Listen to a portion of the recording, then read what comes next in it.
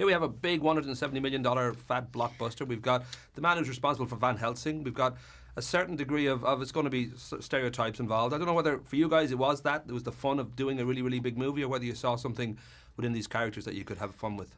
I think a combination of both. It's great to be a part of a really big movie, obviously, but the characters are iconic and cool. And for me personally, to be a villain with black leather and weapons of mass destruction strapped to every area of my body, that was quite a fun thing to do.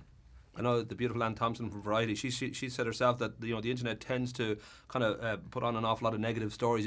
Once it catches fire, they just won't let go. And certainly G.I. Joe before its release has been sort of part of a shitstorm on the net, that it's got so much bad sort of press. I don't know whether that's something you feel defensive about. Whether you sort of think, well, it's well, typical it just got net. reviewed for Ain't It Cool? Ain't It Cool? For Ain't It Cool News. Ain't It Cool News. Harry Knowles gave it a very, and very it got a good great review. And they said, regardless of the fact that people have been trying. I mean, I think a lot of people always try and diss films like this. That's what happens. They do, but it's a good movie. If they have a preconceived idea of what they want it to look like, and then you can't please all the people They're all the time. So they're obviously fans, going to be people that are want to dig on it. But that's actually good for us, because then people are going to see it and see how great it is.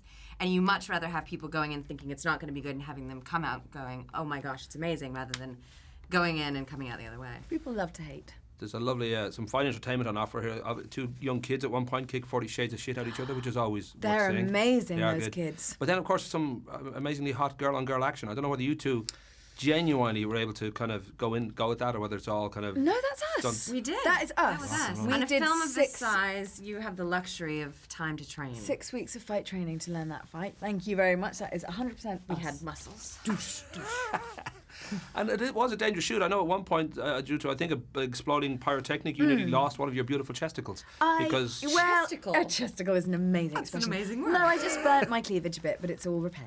Right. And was it a tough shoot? Because these sort of productions, these big, massive scale movies, even just from the CGI point of view, it's kind of hard as an actor to kind of get in there and act, because there's so much going on that you mightn't be able to see. And it's tiring. It's a marathon, a film like this. You know, if you worked really hard. We did. And any film, any scene you see us running, we've had to run for probably 8 hours. That's quite there's a challenging. scene on the treadmill where I actually pretty much ran on a treadmill for an entire day. Yeah. I mean, I must have run intermittently throughout the day, 5 hours. It was so long I couldn't walk the next day. But it's so much fun, and we all get on really well. So. The acting thing. I know that your mom ran the Lee Strasberg School here in London, and you studied there, and then and for you graduated from Columbia University with a double major in maths and economics, and then did the modelling thing. And I think it says the first gig you went for was 2002 for Sex and the City, and you got it as a waitress. But I know there was a Autumn in New York, and 2 years before that as well, I think. Yeah, I was basically a glorified extra in Autumn in New York. Right.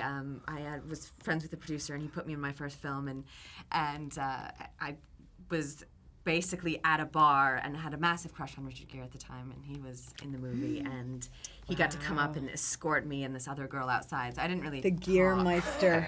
But that idea, like me, you're incredibly hot. So I don't know, as for women especially, that's a tough one, because you come from a modelling background. There's a kind of preconception. If you're a big, scary black guy, there'll be a certain kind of preconception. Right. If you're a midget, there's a preconception. If you're a very beautiful woman who models, is that something you feel you have to sort of overcome almost? You have to sort of, because stuff like Interview and Factory Girl certainly kind of go out there a little bit away from the notion of what you should. I mean, I think you want to prove yourself. You want people to take you seriously. I think in every job, people, kind of chase that, and maybe people do have preconceptions. Of course they do, all over the world. I actually, having been a model and seeing a lot of models who turned to acting and then wanted to forget that they were ever models, I'm sort of the opposite, because I'm really grateful that I got to learn how to sort of operate my body in front of a still camera before going into a moving camera, because I at least got a clarity from it, so it really helped me relax while on film. And you've got a degree from Columbia, so no one can call you gay. But I was thinking, especially for you, this I know I've got to wrap up now, but say when you're on TV making love to a perfume bottle, almost, it does kind of get to a point where... Sweetie. But it's a great little ad, and it's very funky and it's very cool, this a new perfume ad. But there is that danger then, of course, that comes with that, is that people will think, Kate Moss quicker than they think of Kate Blanchett. They'll think of, you are a celebrity, you are, Kate somebody... Blanchett's done fragrance campaigns. Right. But what I'm saying is that idea people... as an actress is a tough one, because it's in the last 10 years, actors have become quite prominent in ads, but it does, the old idea is that you don't really reveal anything beyond your character. Well, it's a different climate, and, independent movies don't really pay very well, so we have to balance these things out. I'm proud. I think it's a cool advert, and I'm happy to be associated with it. It is very cool. I'm happy to watch it anytime. I've got to go. Friendly finger. Very nice to talk to both of you. So nice to talk to you, Bill. Thank you. I should have checked that. Probably no Irish connections, even though you are both attractive. I and witty. am a Miller. Miller's an Irish name. That's an Irish I'm connection right yeah. there. Do you ever know where or when or how? Or Yep, Cork, Ballymaloo. Cork is great. Yeah. Well that's done. where